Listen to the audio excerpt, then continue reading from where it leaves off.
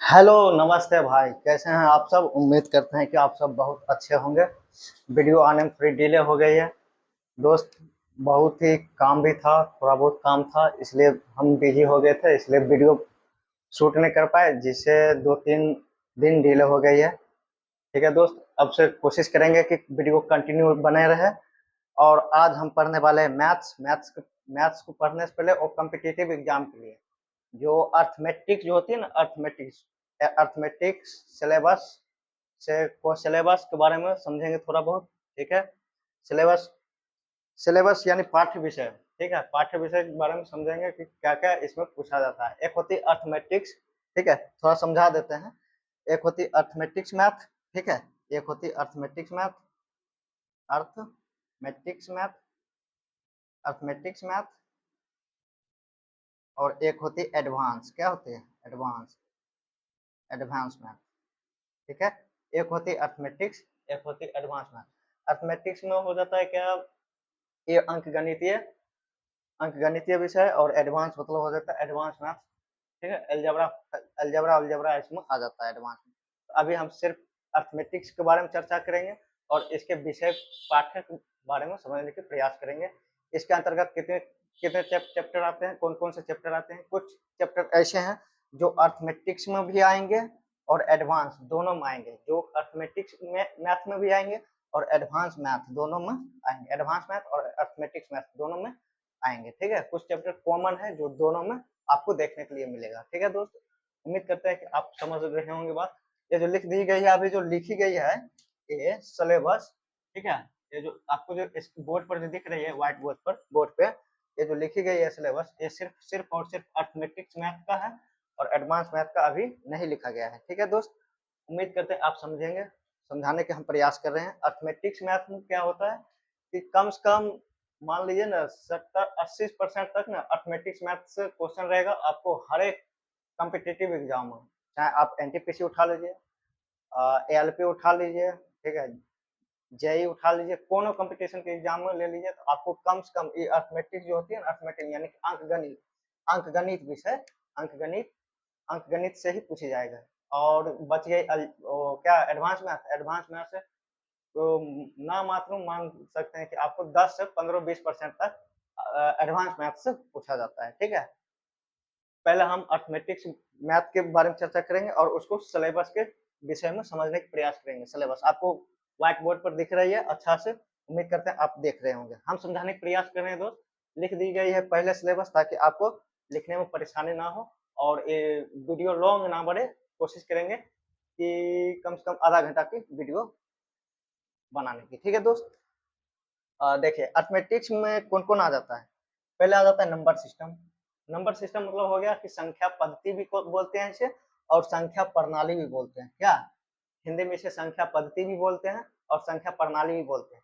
इसमें बहुत सारे होती है जो पढ़ाया जाता है। ठीक है, यूनिट डिजिट आदि के बारे में इसी में आ जाता है, इसी के अंतर्गत आता है।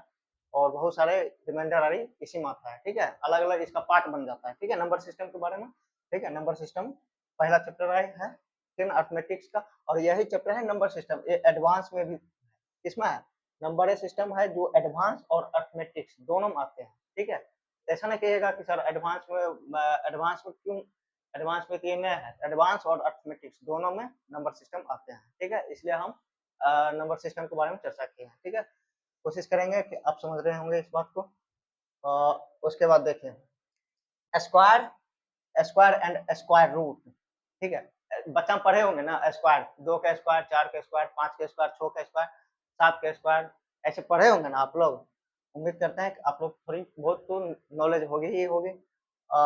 स्क्वायर एंड स्क्वायर रूट, वर्ग एंड वर्गमूल, वर्ग एंड वर्गमूल। ठीक है दोस्त, और स्क्वायर एंड स्क्वायर, इसको हिंदी में बोलते हैं वर्ग एंड वर्गमूल। और तीसरा नंबर में आ जाता है cube and cube root, cube and cube root. ठीक है, क्यूब एंड क्यूब रूट आ जाता है, यानी घन। क्यूब मतलब क्या हो जाता है, घन, यानी एक का घन, एक, दो का घन। ठीक है, 8 क्यूब एंड क्यूब रूट। ठीक है, इसी तरह क्यूब एंड क्यूब रूट, 3 का घन 27। ठीक है, 4 का घन 64। इसी तरह घन एंड घनमूल, घन एंड घनमूल। ठीक है, घन एवं घनमूल। ठीक है, तो इसी को इंग्लिश बोलते हैं cube, CUBE, cube and cube root, cube and cube root, समझ रहे हैं ना इस बात को, क्यूब एंड क्यूब रूट। अभी हम सिलेबस के बारे में चर्चा करें, कुछ पढ़ा नहीं रहे हैं, सिर्फ सिलेबस के बारे में हम समझने का प्रयास कर रहे हैं और हर एक चैप्टर से समझने का प्रयास कर रहे हैं, ठीक है। कुछ समझा नहीं रहे हैं आपको, सिर्फ सिलेबस के बारे में हम चर्चा कर रहे हैं। क्यूब एंड क्यूब रूट, समझ गए। और सर्ड एंड इंडिकस, ठीक है, घातांक एवं कर्ण, बहुत पढ़े होंगे ना, बच्चा में ऐसे करके ना रहता है घातांक एवं कर्ण, 3 रूट 5 ऐसे करके 2 रूट 3 ऐसे ऐसे घातांक एवं कर्ण ना ऊपर से रहता है ना, वही घातांक एवं कर्ण, ठीक है। घातांक और कर्ण, समझ रहे बात को, घातांक एवं कर्ण, इसको बोलते हैं English surds and indices, indices, surds and indices, ठीक है।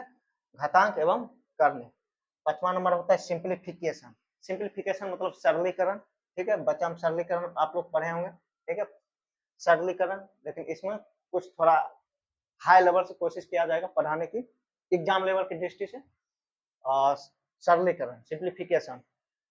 6 नंबर में आ गया है बोर्ड मास। बोर्ड मास रूल पढ़े होंगे, ब्रैकेट ऑफ होता है, और क्या होता है, डिस डिवाइड होता है, डिस डिवाइड हो गया, एम से मल्टीप्लीकेशन हो गया, एस एडिशन हो गया, एस सब्सट्रैक्ट हो गया, डिस ब्रैकेट हो गया, ओस ऑफ हो गया, ठीक है, ऐसे पढ़े होंगे, बचपन में भी पढ़ा जाता है। और आगे भी जो इसमें सिलेबस दिया गया है अर्थमेटिक्स के अनुसार, इसमें भी है बोर्ड मास, ठीक है, बोर्ड मास रूल। और डिजिबिलिटी रूल, डिजिबिलिटी रूल होता है, क्या होता है, विभाजता का नियम। विभाजता का नियम, कोई भी संख्या रहेगा ना, आप उसको डिवाइड कर सकते हैं बिना भाग दिए, सिर्फ आपको डिविजिबिलिटी रूल पता होनी चाहिए, ठीक है। डिविजिबिलिटी रूल होती है क्या, 2 से 3 से 4 से 5 से 6 से 7 से 8 से 9 से 10 11 12, ठीक है, ये डिजिबिलिटी रूल हो गई है, ये सब डिजिबिलिटी रूल आ जाता है, यानी विभाजता का नियम, ठीक है, विभाजता का नियम, समझ रहे हैं ना बात को। उसके बाद LCM and HCF, LCM and HCF, LCM हो जाता है लघुत्तम समावर्तक नियम, और एचसीएफ हो जाता है महत्तम समावर्तक नियम, यानी लघुत्तम समावर्तक नियम, और ये हो गया महत्तम समावर्तक नियम। लघुत्तम समावर्तक नियम क्या हो गया, मतलब एलसीएम, लोएस्ट कॉमन मल्टीप्लिकेशन, क्या हो जाता है, लोएस्ट कॉमन मल्टीप्लिकेशन, बच्चा में भी पढ़े होंगे, सब लोग पढ़े होंगे, लोएस्ट कॉमन मल्टीप्लिकेशन, और एचसीएफ हो गया हाईएस्ट कॉमन मल्टीप्लिकेशन फैक्टर, ठीक है। फैक्टर मतलब तोड़ देना होता है, फैक्टर मतलब किसी भी चीज को ना तोड़ना होता है, जैसे ना 2 गुना 3, इसको तोड़ तोड़ के ये छो लिखा है ना, तो 2 गुना 3 ऐसे तोड़ सकते हैं, इसी कहेंगे हम फैक्टर बोलेंगे, क्या बोलेंगे, फैक्टर बोलेंगे, ठीक है ना, किसी भी चीज को तोड़ तोड़ फोड़ देना, ठीक है, मतलब मैथ में ऐसे ना आप जाकर कुछ और तोड़ फोड़ दीजिएगा, टेबल कुर्सी यार ये सब ना, मैथ में कोई चीज अंक को तोड़ फोड़ देना, इसी को हम फैक्टर फैक्टर कहते हैं, यानी कि एलसीएम एंड एचसीएफ वाला, ठीक है। उसके बाद होता है यूनिट डिजिट। यूनिट डिजिट होता है क्या, इकाइक अंक होता है, समझ गए, इकाइक अंक होता है, क्या होता है, इकाइक अंक। कोशिश करेंगे थोड़ा बहुत, अभी बेस सिलेबस के बारे में चर्चा करें, कुछ समझाने रहे, जिस टाइम समझाया जाएगा कोशिश करेंगे डिटेल से आपको समझाया जाए, कोई कंफ्यूजन ना रहे, ठीक है दोस्त। उम्मीद करते हैं आप हमें दोस्त समझिए, ठीक है, और हम भी आपको दोस्त समझ, दोस्त दोस्त भाई भाई होता है, मस्त से समझ रहे बात को। यूनिट डिजिट, यूनिट डिजिट मतलब इकाइक अंक होता है, क्या होता है, इकाइक अंक होता है, क्या हो जाता है, इकाइक अंक, समझ रहे ना, यूनिट डिजिट मतलब इकाइक अंक, क्या हो गया, इकाइक अंक। इसके बाद होता है रिमाइंडर थ्योरम, है क्या है, रिमाइंडर थ्योरम, बच्चा पढ़े होंगे ना, शेषफल प्रमेय वाला ना होता है, शेषफल निकलता ना है, भाज्य बराबर भाज्य गुने भागफल जोड़ शेष आदि ना होता है, यही होता है, इसमें रिमाइंडर थ्योरम समझ गए, रिमाइंडर थ्योरम समझ गए, मतलब रिमाइंडर थ्योरम शेषफल, ठीक है, शेषफल, रिमाइंडर थ्योरम। उसके बाद आ जाता है 11 नंबर में आपका आ जाता है ratio and proportion. Ratio and proportion जब चैप्टर वाइज आपको पढ़ाया जाएगा, कोशिश करेंगे कि जल्दी से जल्दी आपको कंटिन्यू वीडियो मिले, और कंटिन्यू कोशिश करेंगे चैप्टर बाय चैप्टर समझने की प्रयास करेंगे, और एक एक चीज को डिटेल में समझने का प्रयास करेंगे, ठीक है दोस्त। Ratio and proportion, ratio and proportion को क्या होता है, समान अनुपात एवं समानुपात, अनुपात एवं समानुपात, अनुपात, अनुपात हो गया, और एवं समानुपात हो गया, ठीक है। उसके बाद आ जाता है मिक्सचर एंड एलिगेशन, क्या आ गया है, mixture and allegation, mixture and allegation मतलब हो गया मिश्रण और मिश्रण अनुपात, जैसे दाल को चार चार में मिला दीजिएगा तो मिश्रण हो जाएगा ना, दोनों को आपस में मिक्स कीजिएगा मिश्रण हो जाएगा, जैसे दूध में पानी मिला दीजिएगा तो क्या हो गया, मिश्रण हो गया, ठीक है। चावल में चीनी मिला दीजिएगा तो मिश्रण हो गया, समझ गया, दाल में चावल चावल मिला दीजिएगा तो भी मिश्रण हो गया, मतलब कि दो अलग अलग प्रोडक्ट को एक साथ मिला देने से क्या हो जाती है, मिश्रण हो जाती है। समझ रही बात को, जैसे पानी में दूध मिला देंगे क्या हो जाएगा, मिश्रण हो जाएगा, ठीक है। उस टाइप में हम क्वेश्चन इसमें पढ़ेंगे, मिक्सचर एंड एलिगेशन पढ़ाया जाएगा, ठीक है। आपको कोशिश करेंगे उसमें हम पढ़ाएं, ठीक है, समझाएंगे। उसके बाद आ जाता है एवरेज। एवरेज मतलब हो जाता है औसत, क्या हो जाता है, औसत, समझ रहे हैं। औसत मतलब बीच वाला संख्या जो होती है ना, संख्या औसत, एवरेज। एवरेज नहीं कहता, एवरेज यानी कि बीच वाली संख्या जो होती है वो औसत होती है, क्या कहलाती है, बीच वाली संख्या औसत कहलाती है ना, एवरेज कहलाती है, ठीक है दोस्त। उसके बाद आता है परसेंटेज, बच्चे से पढ़े होंगे, 8वां 7वां है चैप्टर परसेंटेज, ठीक है। परसेंटेज बोले तो प्रतिशत, कोई भी चीज ना अपने आप में 100% होती है दोस्त। अभी मैं पढ़ा नहीं रहा हूँ, सिर्फ चैप्टर वाइज आपको इंट्रोडक्शन दे रहा हूँ और कोशिश कर रहा हूँ समझाने की। आपको जिस टाइम चैप्टर वाइज पढ़ाया जाएगा उस टाइम डिटेल से पढ़ाया जाएगा, कोशिश करेंगे कि अच्छे से आपको समझाया जाए। जब तक हम सेटिस्फाइड से नहीं होंगे खुद से दोस्त, तब तक मेरा दिल खुश नहीं होगा, ठीक है दोस्त। उम्मीद करते हैं हम सेटिस्फाइड हो गए तो मेरा दिल खुश हो जाएगा, तो आप भी सेटिस्फाइड हो जाइएगा, ठीक है। तो परसेंटेज, परसेंटेज मतलब क्या होता है, प्रतिशत। कोई भी चीज अपने आप में होती है 100%, क्या होती है, 100% होती है ना। कोई भी चीज ले लीजिएगा ना 100% होती है, ठीक है। 1% यानी वो 100% हो जाती है। एक का भी मान 100% वैल्यू के बराबर होता है, इस चीज को आप ध्यान रखें। सिर्फ हम आपको इंट्रोडक्शन दे रहे हैं, कुछ पढ़ाने दे रहे हैं, ठीक है। ओनली इंट्रोडक्शन दे रहे हैं, ओनली चैप्टर वाइज, ठीक है। इंट्रोडक्शन समझ रहे हैं ना, इंट्रोडक्शन, इंट्रोडक्शन, इंट्रोडक्शन, ठीक है। सिर्फ भूमिका दे रहे हैं, भूमिका। थोड़ा हिंदी बहुत मेरा थी दोस्त, लिखने में अगर मिस्टेक हो जाए तो आप समझ सकते हैं, इतनी भी आप दुनिया में है जो आप नहीं समझ सकते हैं, जरूर समझ सकते हैं। प्रॉफिट एंड लॉस, अगला चैप्टर कौन है, प्रॉफिट एंड लॉस, लाभ और हानि। लाभ और हानि मतलब कोई सामान लीजिएगा ना, 5 रुपया का सामान आप 10 रुपया में बेच दीजिएगा, आपको 50% का लाभ हो जाएगा, उस पर नहीं हो जाएगा। 5 रुपया में खरीदिएगा और उसको 10 रुपया में बेच दीजिएगा, यानी 5 रुपया का सामान हम 10 रुपया में किसी से बेच दीजिए, समझ रहे हैं ना बात को। 5 रुपया में खरीदे उसी को 10 रुपया में जाकर बेच दिया, 50% का हमको क्या हो गया, प्रॉफिट हो गया, यानी कि 5 रुपया का हमको लाभ हो गया ना, तो 50% का हमको प्रॉफिट हो गया। 2 रुपया का सामान खरीदे, 3 रुपया में बेच दिए, ठीक है। 1 रुपया का हमको प्रॉफिट हो गया, वही प्रॉफिट और लॉस जो है इसमें पढ़ा जाएगा, प्रॉफिट और लॉस, ठीक है। प्रॉफिट चैप्टर में पढ़ा जाएगा। उसके बाद आता है डिस्काउंट। डिस्काउंट, डिस्काउंट मतलब होता है बट्टा होता है, ठीक है, बट्टा होता है, क्या होता है, बट्टा होता है, समझ रहे ना। डिस्काउंट मतलब बट्टा हो जाता है, ठीक है, बट्टा हो जाता है। डिस्काउंट मतलब बट्टा, कोई भी सामान पर आप कितना परसेंट डिस्काउंट दीजिएगा, कितना परसेंट उसको अच्छी करिएगा, वो सब हो जाती है बट्टा में आ जाती है, क्या, डिस्काउंट, समझ रहे हैं।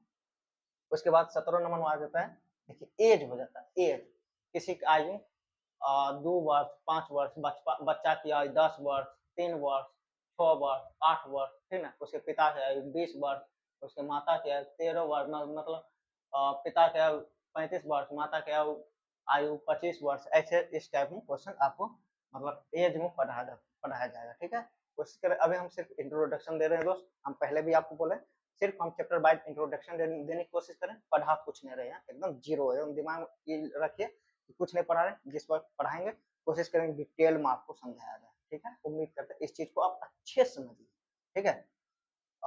देखो, एक होता है पार्टनरशिप। पार्टनरशिप मतलब समझते हैं ना, साझेदारी, यानी कि कोनो दोगो आदमी एगो तीसरा बिजनेस खोलने के बारे में सोचेगा, ठीक है। कोई बिजनेस खोलेगा, यानी कि कोई दोगो दोस्त मिल जाएगा, ठीक है। मान लीजिए कि रोहित और राकेश दोनों मिलकर एक पार्टनरशिप बनाया, ठीक है। बोला कि दोस्त हम जो है ना एक दोनों मिलकर चलो एक बिजनेस खोलते हैं, एक बहुत अच्छा दुकान खोलते हैं और उसमें जो है ना दोनों मिलकर रुपया लगाते हैं, ठीक है। उसमें दोनों मिलकर क्या लगाते हैं, रुपया फंसाते हैं, यानी पूंजी फंसाते हैं, समझ रहे ना बात को, पूंजी फंसाते हैं, समझ रहे, यानी पूंजी फंसाते हैं। उसको हम बोलेंगे दोनों मिलकर आधा आधा, मान लीजिए 50% वो लगाया, रोहित लगाया, 50% राकेश लगाया, दोनों लगाया है और एक बिजनेस किया है, ठीक है। पार्टनरशिप, अब जो प्रॉफिट होगा उससे जो कमाई होगी उस बिजनेस से, तो उस दोनों भाई में बटेगा, एक रोहित में बटेगा और एक किस में बटेगा, राकेश में बटेगा, दोनों में आधा आधा बटेगा, क्योंकि दोनों का प्रॉफिट, दोनों जो लगाया है रुपया आधा आधा लगाया है ना, वही हुआ पार्टनरशिप ना, साझेदारी।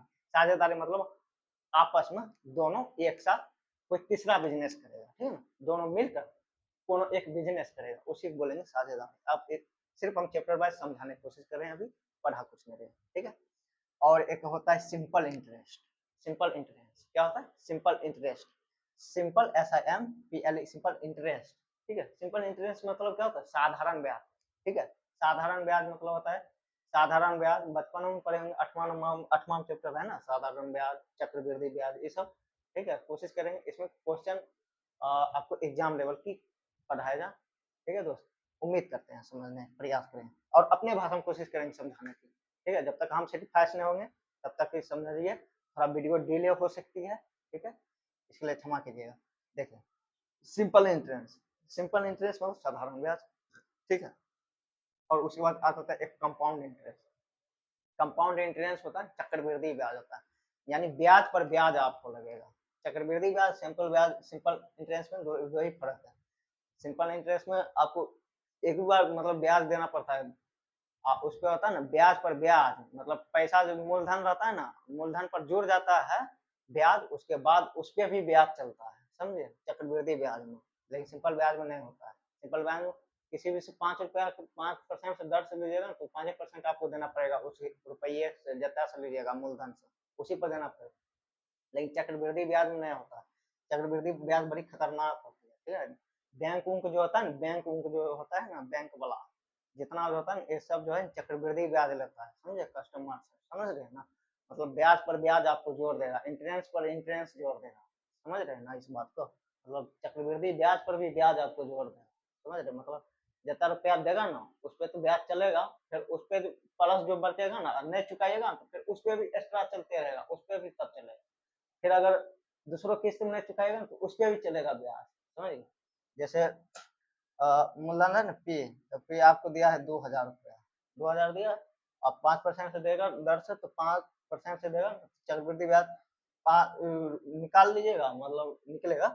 तो उसके बाद जो है ना ब्याज पर, मतलब समझ लिया, अभी हम कुछ पढ़ा नहीं इसलिए हम समझा रहे हैं, ठीक है, समझा रहे हैं सिर्फ चैप्टर को, ठीक है। चक्रवृद्धि ब्याज में मतलब ब्याज पर ब्याज आपको इंटरेस्ट पर इंटरेस्ट देना पड़ता है, और बैंक वाला ऐसा ही करता है, ठीक है, सभी बैंक वाला। उसके बाद आता है time and work. Time and work हो जाता है समय, समय और काम हो जाता है, समय और क्या काम। वर्क मतलब क्या हो जाता है? वर्क मतलब काम हो गया ना, कोनो काम करिएगा तो उसमें तो आपको टाइम लगेगा ना। मान लीजिए कि हम एक काम करेंगे, कुछ काम करेंगे, 2 दिन लगे काम या 3 दिन लगे उस काम करने में, या एक क्या दिन लगे, उसमें तो कुछ तो समय खर्चा होगा ना, कुछ तो समय खर्चा होगा ना।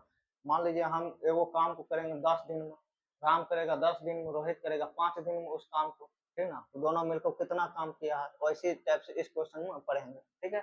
इस चैप्टर में पढ़ेंगे टाइम एंड वर्क में, समझ रहे हैं। Cistern and pipe, cistern and pipe मतलब होता है नल और टंकी। नल और टंकी मतलब क्या होता है, ये चैप्टर समझ लीजिएगा ना, समय and work, time and work, ये थोड़ा आसान लगेगा। ये दोनों सिमिलर सिमिलर है, ये दोनों क्या है, सिमिलर है, मतलब समानता है, दोनों एक दूसरे की समानता एक चैप्टर है। और टाइम एंड वर्क मतलब ये क्या बोलते हैं, सिस्टर्न एंड पाइप, नल एवं टंकी। नल एवं टंकी, कोई टंकी है बड़ी 500 किलो को 500 लीटर का भी होता है, 1000 लीटर का भी होता है, ठीक ना। कोई बड़का एकदम समरसेबुल धंसा देता है तो उसको ना 5 मिनट में पूरा टंकी भर देता है, ठीक ना। और लेकिन कोनो मोटर लगा देता है, मोटर मोटर जो है तनी लेट भरता है, क्योंकि उसका जो पाइप होता है ना वो कम में mm का रहता है, समझ रहे हैं, मतलब 1 से 2 mm का रहता है, या 1.5 mm का रहेगा, ठीक है, 1.5 mm करेगा, 1.5 इंची करेगा, 1.5 इंची का, समझ रहे होंगे बात को, 1.5 इंची करेगा।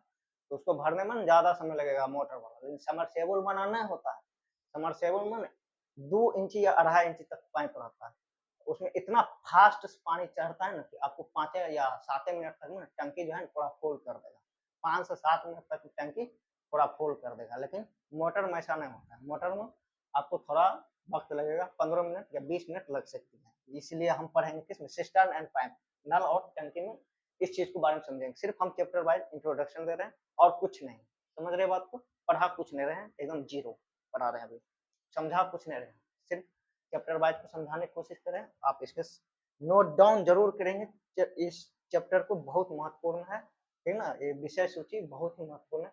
कोई भी चीज को पढ़ने से पहले उसका सिलेबस के बारे में समझना जरूरी होता है ना, कि उसके अंदर क्या क्या है, उसके अंदर क्या क्या पढ़ना है, उस सिलेबस पाठ्यक्रम विषय सूची के बारे में क्या क्या हमको जानना है, उसमें कौन कौन चैप्टर आएंगे, कौन कौन चीज आएंगे, और क्या क्या चीज पढ़ना है। ठीक है, इस चीज के बारे में समझना है ना, इसलिए ये सब चीज आप जरूर डाउनलोड, मतलब क्या बोलते हैं, लिख जरूर लेंगे दोस्त, लिखने में मेहनत लगती है थोड़ी। ठीक है, उम्मीद करते हैं आप इसे समझेंगे और नोट डाउन जरूर करेंगे। ठीक है,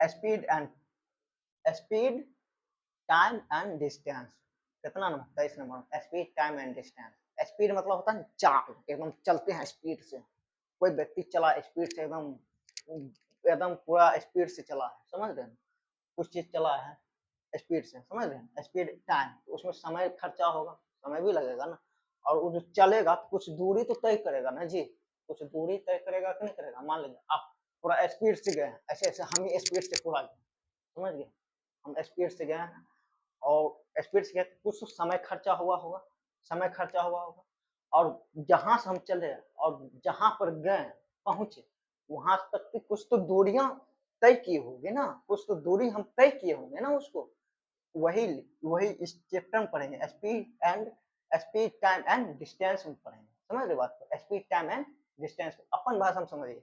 हम चलेंगे स्पीड से, ठीक है, जहां से हम चलेंगे स्पीड से चाल हो जाएगी, वहां तक जो लगेगा जाने में पहुंचने में हमको समय, वो समय हो जाएगा, जहां गंतव्य पर पहुंच जाएंगे वो कितना दूरी तय किया है। इस चैप्टर में पढ़ेंगे and time speed time and distance, चाल समय एवं दूरी में बताएंगे इस चीज को बारे में, समझ रहे हैं।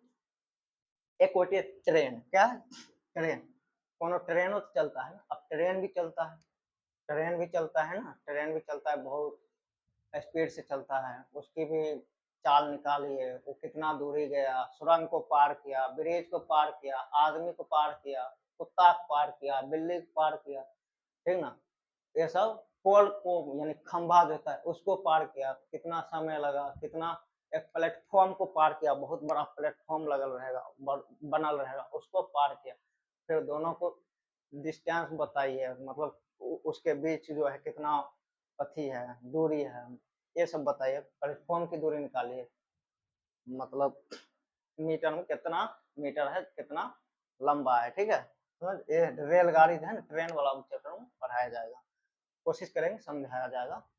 हम दोस्त बस सिर्फ कोशिश करते हैं आपके प्रति, एकदम दिल से कोशिश करते हैं समझाने की, और आप लोग को अगर समझ में आ रही होगी बात तो आप जरूर कमेंट बॉक्स में कमेंट करेंगे। ठीक है दोस्त, उम्मीद करते हैं आप इस चीज को समझेंगे। पहले विषय के बारे में समझना जरूरी होता है ना, कोई भी चीज पढ़ने से पहले विषय के बारे में समझ लेना चाहिए। और बाद बोट एंड स्ट्रीम है, लास्ट चैप्टर आपको है बोट एंड स्ट्रीम, ठीक है, इतना ही अर्थमेटिक्स का सिलेबस है। ठीक है, boat and stream, boat and stream, boat मतलब समझे, समझते हैं ना, गांव घर में ना एकदम बहुत पानी बढ़ जाता है, क्या हो जाता है, नौका चलता है ना, नाव, जिसे नाव बोलते हैं, नाव चलता है ना, नाव चलता है, समझ रहे हैं, स्ट्रीम धारा, और जो चलता है नाव, उसमें जो बहाव जो रहता है, पानी का बहाव देखते होंगे, पानी जो बहाव रहता है वो बहुत स्पीड से चलता होगा धारा के रूप में, ठीक है ना, एवं बोट एंड स्ट्रीम, इस नाव एवं धारा धारा में पढ़ाया जाएगा। ठीक है, बोट एंड स्ट्रीम चैप्टर में आपको इस चीज के बारे में समझाया जाएगा। उम्मीद करते हैं आप इसे नोट डाउन जरूर कर लेंगे, ये मेरा इंट्रोडक्शन था, ठीक ना, विषय सूची के बारे में आपको चैप्टर वाइज समझाने के प्रयास किए हैं और कोशिश करेंगे। ठीक है, कंटिन्यू वीडियो रहे, और और आपसे एक और रिक्वेस्ट है दोस्त कि मन लगा पढ़िए, पढ़ाई के अलावा दुनिया में कुछ चीज नहीं है, ठीक है, पढ़िए, एकदम शिद्दत से पढ़िए, और माँ बाप का नाम रोशन कीजिए, और देश को आगे की ओर ले जाइए, ठीक ना, क्योंकि शिक्षा व्यवस्था इतना बिगड़ा हुआ है ना दोस्त, की बोले, हम के ही बोले, थोड़ा परेशान है, समझ रहे हैं ना, शिक्षा व्यवस्था इतना बिगड़ा है, मतलब कुछ सर हैं जो बहुत अच्छे कर रहे हैं और कर भी रहे हैं, ठीक ना, और देश के लिए, और क्या बोलिएगा, ये जो बैठल है ना एक आध गो कुर्सी पर, पूरा चौपट करके रखने हैं, समझ रहे हैं ना शिक्षा व्यवस्था को, वो समझ नहीं करता है कि मतलब शिक्षा व्यवस्था आगे जाए, अगर शिक्षा व्यवस्था सोच रहा है सब पढ़ लेगा तो हम गुलामी कौन करेगा, वैसे सोचता है नेता सब, समझ रहे हैं ना, बड़ी उटपटांग है, इसमें नेता उता बड़ी खतरनाक होता है, समझे? ये खुद तो महामूर्ख रहता है, चौपट, समझ रहे हैं ना बात को? महामूर्ख एकदम चौपट है, और लेकिन राज करेगा एकदम पढ़ल लिखल आदमी पर, लेकिन क्या करिएगा दोस्त, कोशिश करेंगे अपना रिश्ता मिलकर इस देश को और बेहतर से बेहतर बनाने की प्रयास करेंगे। मेरी उद्देश्य है दोस्त, देश को जितना हो सके शिक्षित एकदम, हर एक गांव घर में शिक्षा को एकदम बढ़िया से फैला दिया जाए, एकदम सबको शिक्षित कर दिया जाए, अच्छा से कोशिश किया जाए सबको शिक्षित करने की प्रयास करें। पढ़िए, मन लगा के, और विषय सूची के बारे में समझ गए होंगे। और आपको जो है फर्स्ट चैप्टर आपको पढ़ाया जाएगा जिसका है नंबर सिस्टम, ठीक है? पहला चैप्टर है नंबर सिस्टम, संख्या प्रणाली भी बोलते हैं और संख्या पद्धति भी बोलते हैं। कुछ देर के लिए वीडियो स्टॉप करते हैं।